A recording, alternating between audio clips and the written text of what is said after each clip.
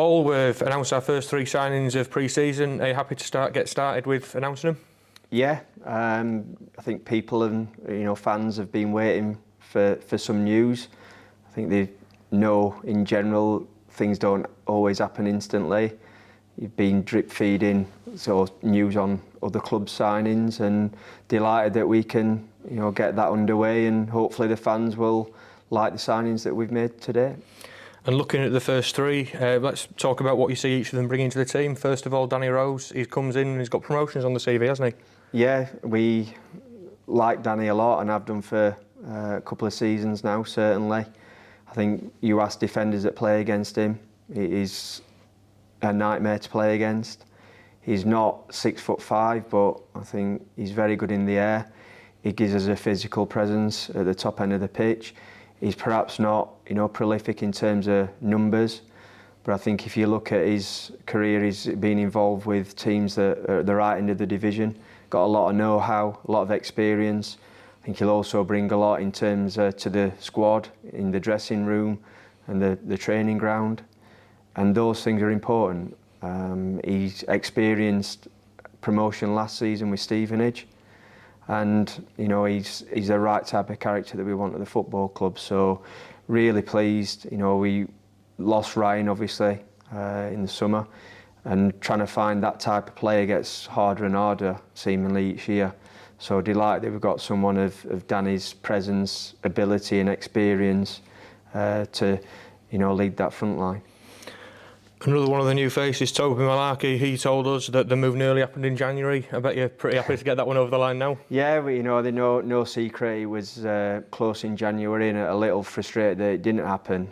And, hindsight's a wonderful thing. I think, maybe given the decision again, Toby might have made a different one. But, that's in the past. There were some reasons for that happening. And ultimately now we've got him on board. Very good player, in my opinion. Obviously, a good size, can play centre-back, but can also play right-back. Certainly, if we went to a 3, he can play that outside centre-back extremely well, or centrally even. Comfortable on the ball, a bit a more modern-day centre-back in terms of how comfortable he is on the ball. But, he's also a good defender, reads it well. Quite mobile for a bigger lad as well. So, again, we're just really pleased that we've got it done, albeit probably 6 months later than I'd like to have. And Donovan Wilson as well, he's joined from Sutton. What's he like as a player, and what do you see him bringing to the group? Yeah, Donovan, I think gives us something that we haven't had for a little while in terms of his mobility, some pace, but he's also a good size. He can do a little bit of everything. But speaking to him, I said I think his biggest strength for me is his energy and pace that frightens defenders. I watched him quite a lot when he was at Wolves, so going back a few years, admittedly, when he played wider. Quite often when I saw him, he's sort of changed into being a more central striker.